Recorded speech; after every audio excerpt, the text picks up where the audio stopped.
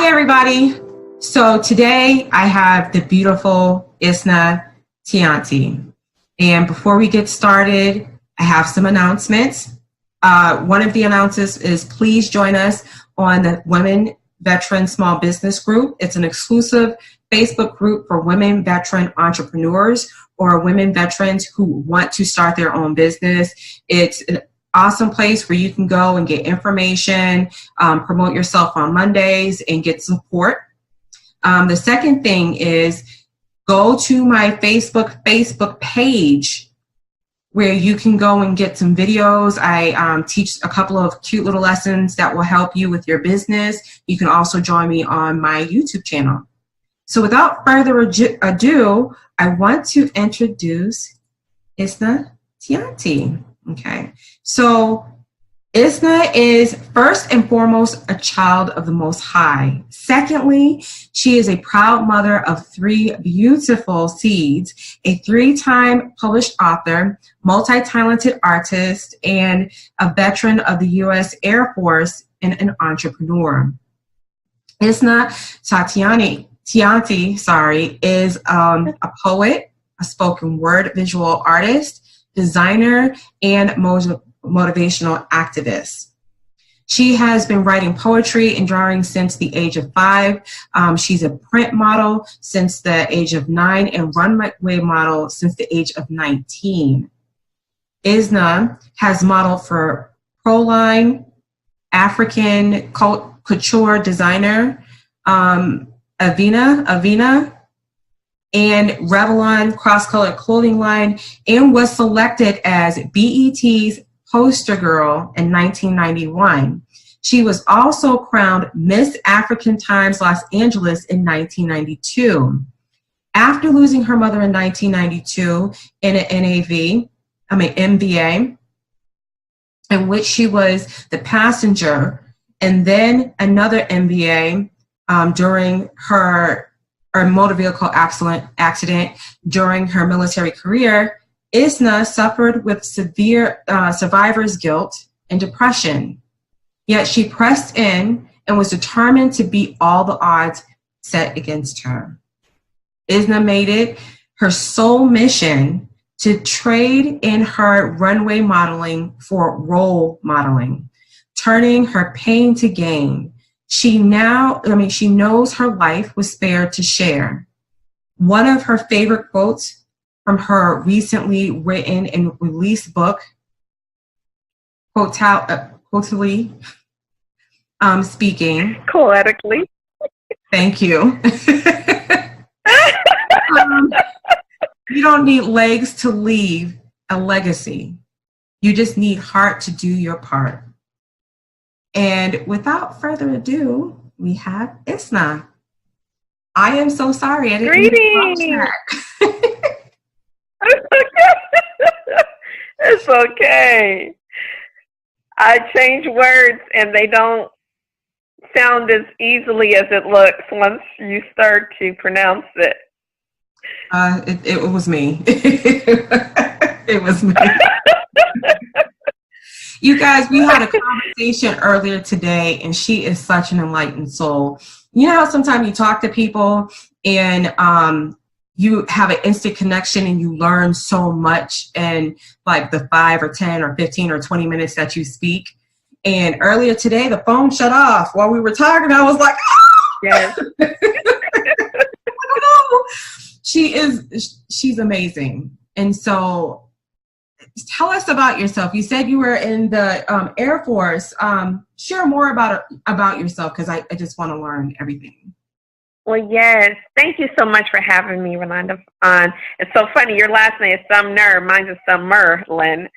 So we're connected that way as well.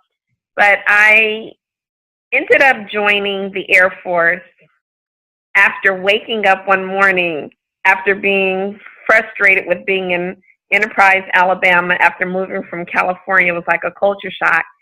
I had no real intent in going into the military, although I had family members who had been in. My brother was in the Army. I woke up one morning and I told my husband then, I think I'm going to take the ASVAB test.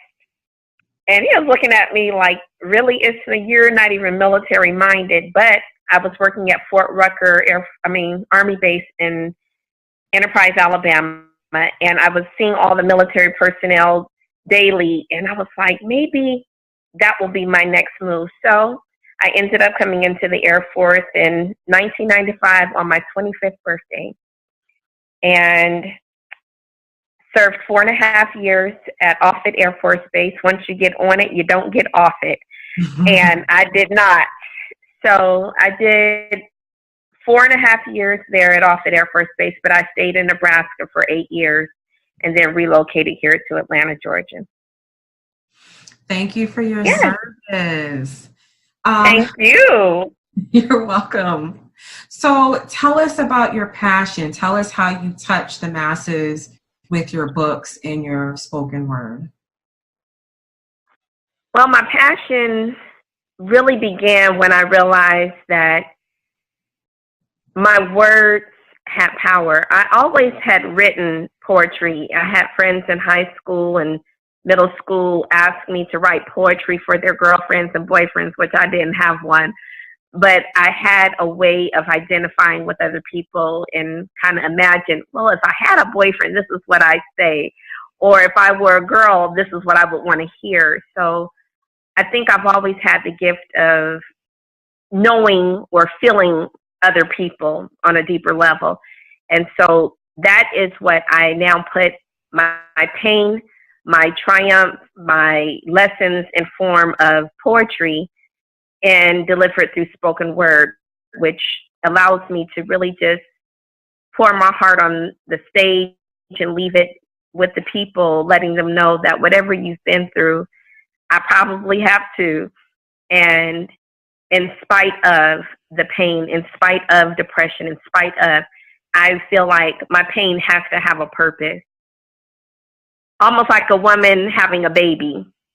We can't stop the contraction. That baby is coming, whether we want it to come or not, whether we're ready for it or not, whether the pain is intense or not.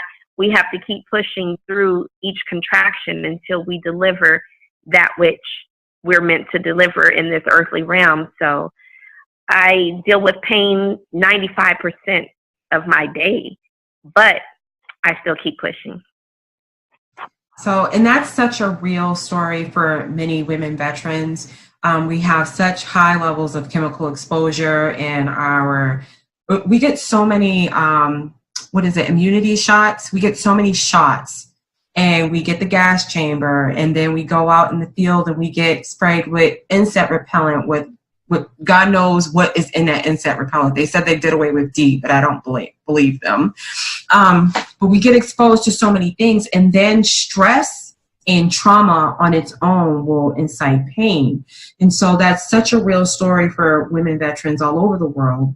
Tell us how you used your pain, because you use spoken word, but give us a little bit more detail how you started the journey of using your pain to start your career or start your business.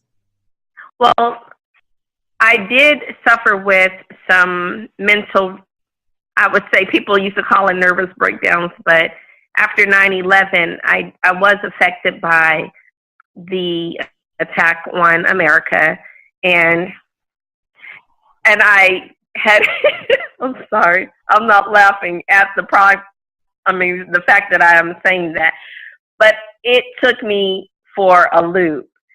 And I began doing a lot of research, a lot of studying, and ultimately began in me journaling. And in my journaling, I realized that that was my therapy. I had to journal my journey. I had to give an account for all of this now sudden imbalance that I was being affected with. And I didn't know where it was coming from, but I realized that once I went through my first breakdown or mental imbalance, because that's exactly what it was, I had to go within, or I knew I was going to go without. And that meant without peace, without a sound mind, without everything. I had to go inwardly and start finding out, how can I express this suppression that I was now feeling. And so I would tell anybody, whatever you're going through, journaling is so therapeutic. And so that's how I began my writing journey. I just started writing through poetry. My first book was called For Your Seasons, Stories of Poetry, and it reflected my winters, springs, summers, and falls of my life. And I had to write it. I couldn't be embarrassed. I could not allow what other people wanted to make a stigma while you're in the military if you need mental health counseling. It was a stigma. And so many of us did not seek the help that we needed while in, and that's why it's not in our records. And oftentimes when we come out of the military, we are still subjected to that same stigma by society.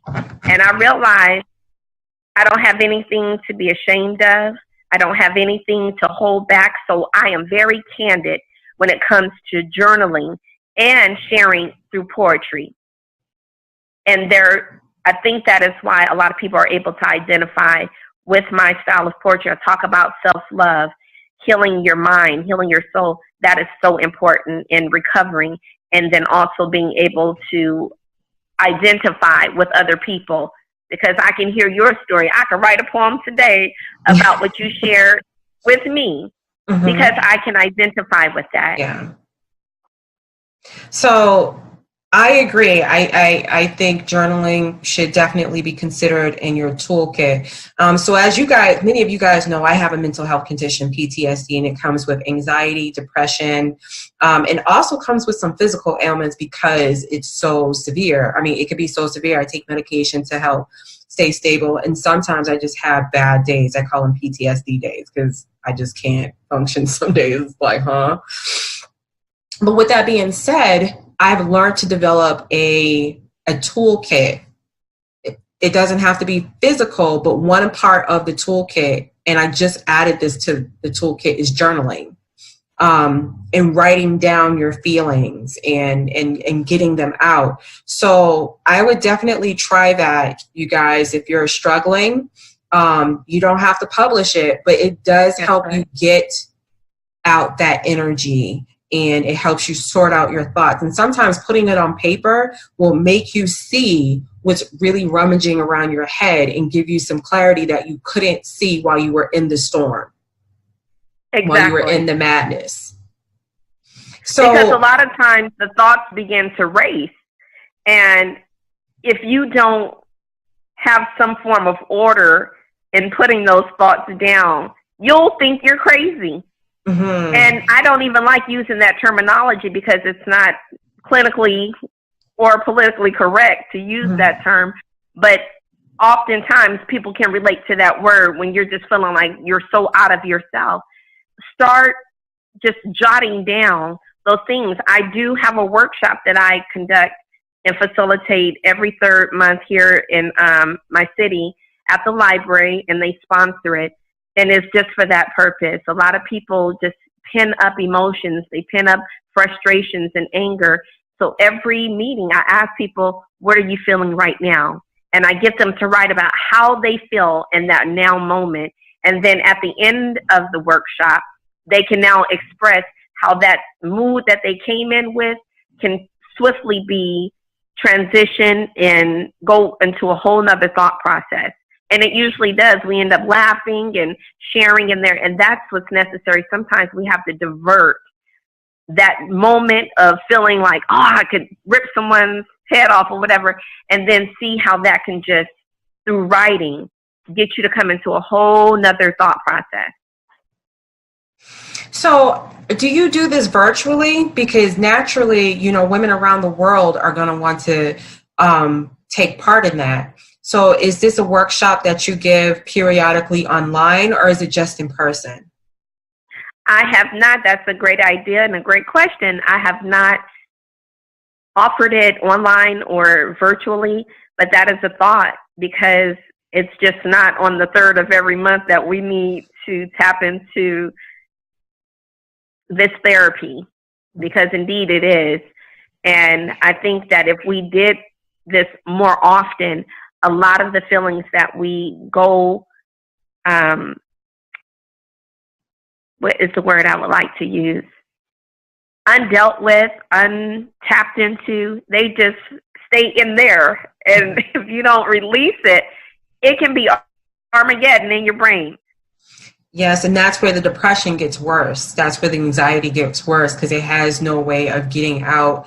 And, you know, you want to sort it out, but you just can't figure out why you're racing, why you can't sleep, why you're sensitive to every noise and light and just people in general, why you're sensitive to seeing someone who might have victimized you. Definitely journaling does help. So how else do you help your clients get through? Well, I do a lot of affirmations. I share a lot of quotes, like the one you opened up with, you don't need legs to leave a legacy, just heart to do your part. A lot of veterans have lost limbs, have become amputees, and they still have purpose. As long as you're able to breathe and have a heartbeat, you have purpose. Sometimes you may not have hands. I practice using my feet sometimes, picking up pens.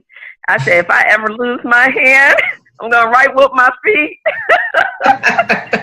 Yes, you're going to get it out there. Literally, I do. I actually had one of the therapists at the VA center laugh at me when I stated that. I said, I threw a pen on the floor and I picked it up with my toes. And he was like, you're serious? I said, yes. I said, because I am at heart a writer.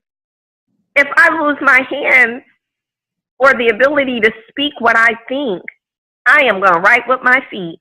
So you have to put yourself in a mindset, what if I am unable to use the very tools that I'm accustomed to using, and what if that were taken away from me? It has happened for a lot of veterans, and I just want to encourage them to know that as long as you have a mind to think, as long as you have a voice to speak, hands to write, feet to walk, use whatever limb you need to use to get the mission accomplished, because that's what we do as soldiers. We make adjustments. We make adjustments. And you're absolutely right. And I didn't even think of it that way. You know, what would I do? How would I coach if I couldn't speak? Like, that's something I probably have to put some deep thought into, because I'm like, what do you mean? I can't coach if I can't speak. Part of coaching, a lot of coaching is listening, but it's also validating and acknowledging. And how do I do that? You know, how do you go about doing that? So that makes a whole lot of sense. So you mentioned purpose, and that's something that I absolutely, part of my platform is to help women veterans figure out what their personal values are and what they get them to verbalize what they want. And then eventually get them down to figuring out what their purpose is. What is the process you take your clients through so that they can understand, so they can discover their purpose? Because there's still a lot of people who don't even know what purpose is. And there's a lot of people who don't even think they have a purpose. How can they figure that out? I tell people generally when I open up any platform that I'm speaking, it doesn't matter if I'm talking to students, adults that are in their 20s, or seasoned elders.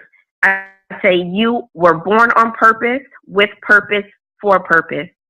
And our mission and our job is to find what is it that we would truly do if all else fell. If you didn't get a paycheck another day, what is it that drives you to do what you do regardless?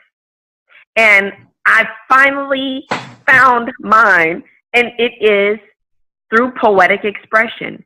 It is through inspiring others. And I am on such a high, like literally, I am on a high when I get to speak to other people and I see that aha moment, like on Oprah. I'm like, aha, that aha moment when they're like, oh my gosh, you said something that sparked me to step into my destiny, to step into my purpose, to step into my call. And that just happened this weekend.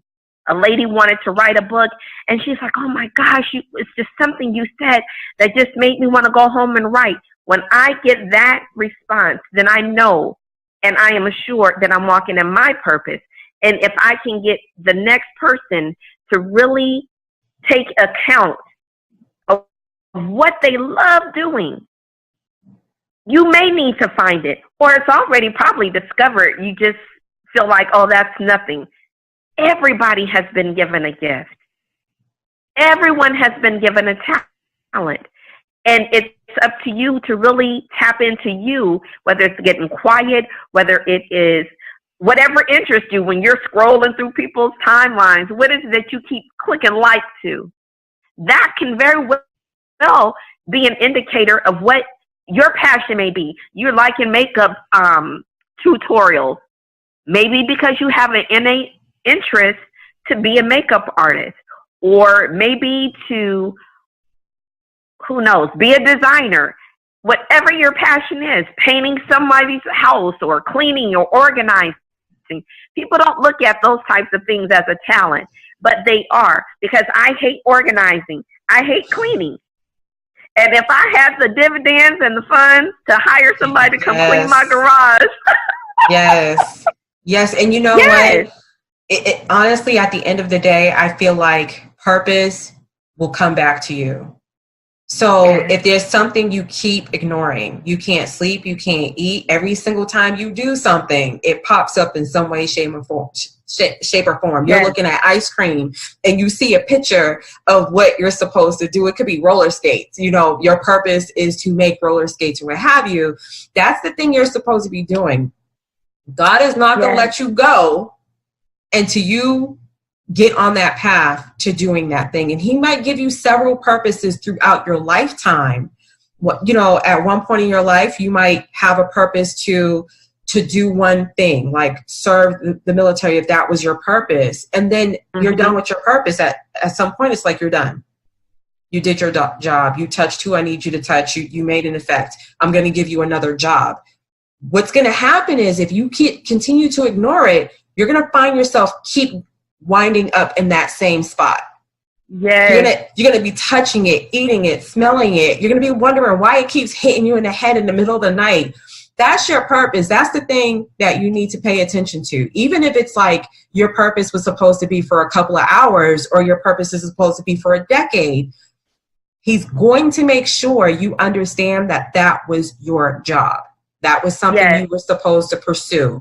And guess what, people? Sometimes your purpose takes time to develop. Just because he gave you something in your heart doesn't mean you're going to find out how to do it overnight. You might have to go to medical school. Guess what? That's like 10 years. But guess what? He's going to give you enough years to get through it. That's right. He will give you the patience to endure it. He'll give you you'll have exactly what you need. Yes. It'll flow so smoothly. When I was closing up Butter Angels, I started LASCO, Life After Service. And the way this business flowed into my life so smoothly.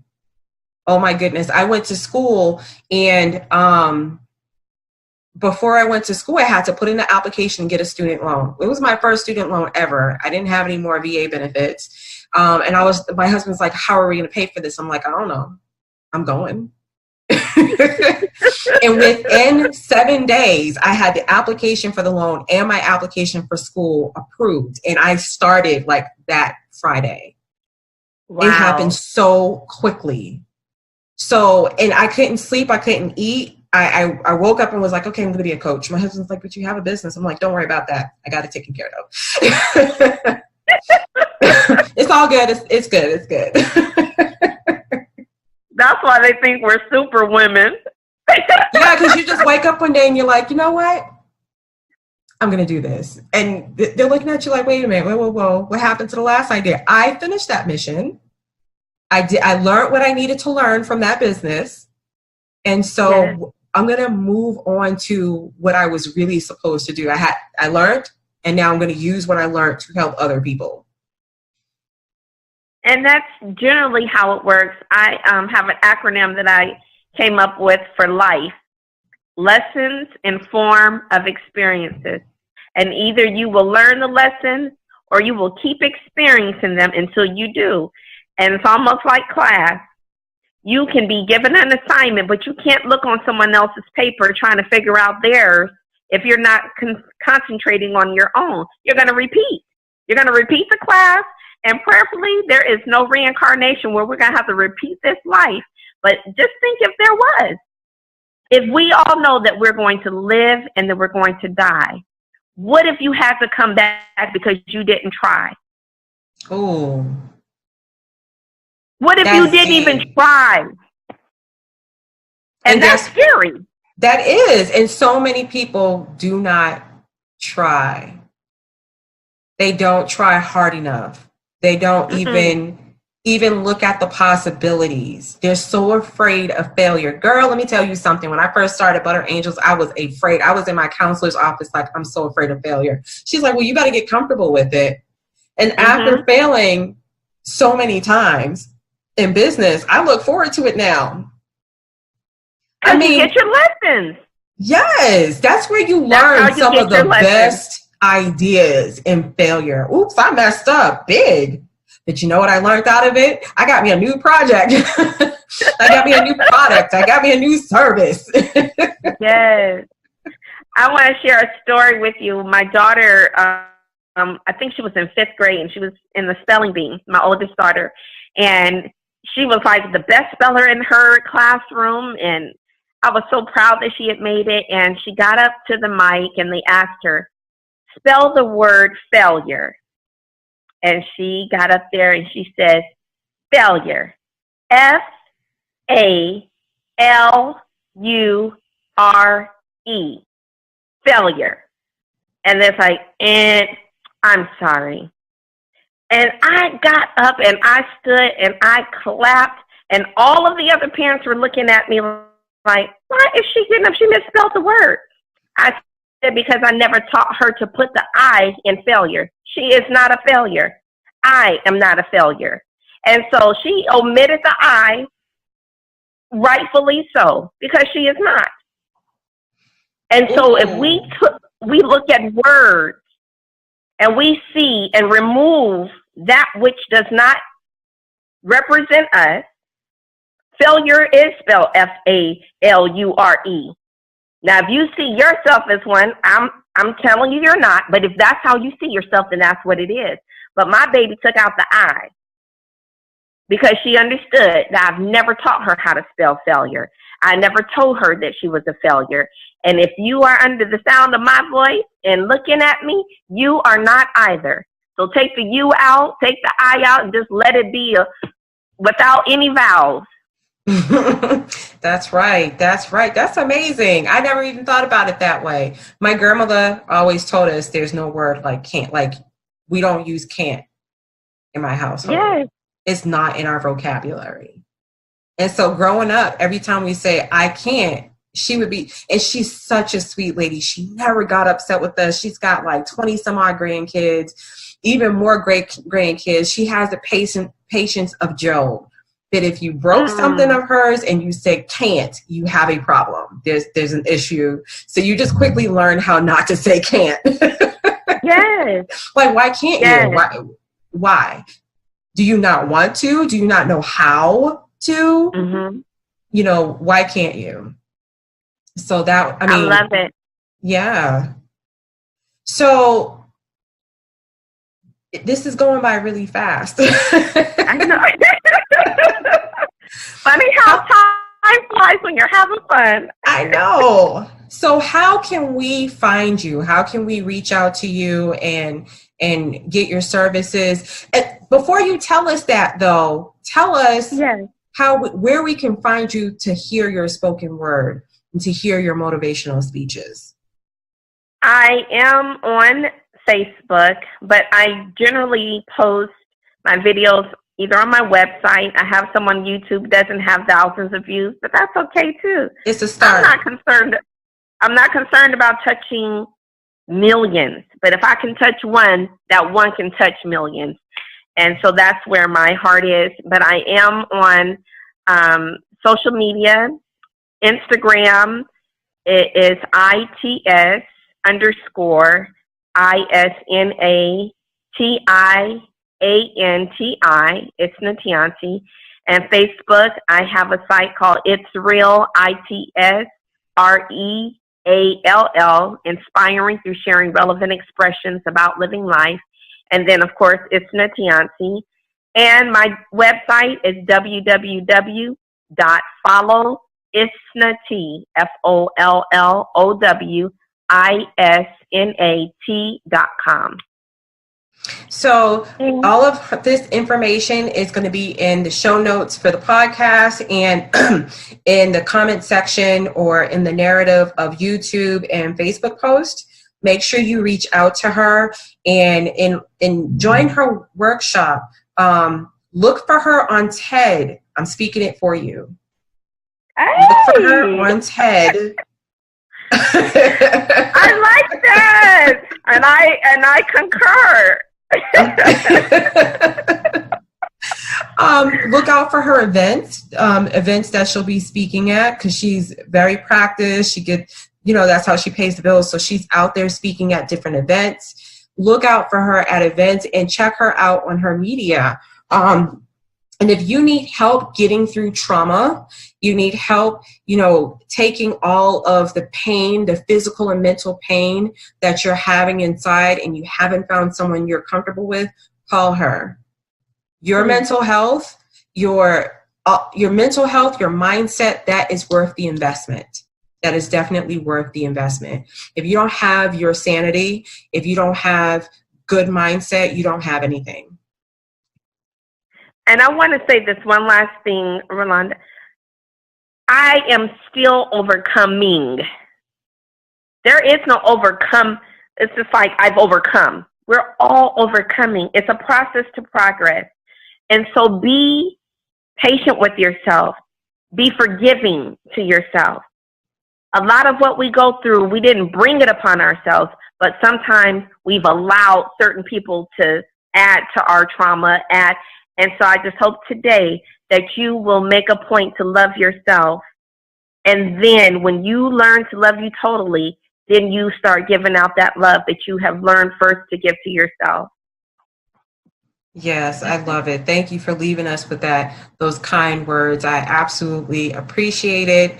You guys make sure you share this, because we can't get the word out if it's just sitting in your inbox. So share it on all of your media, tell as many people as you possibly can, jump on her media, check her out and share her information, but make sure it gets out there. We need more women veterans to learn of more women veterans who are doing amazing things. Have a good night, and thank you so much.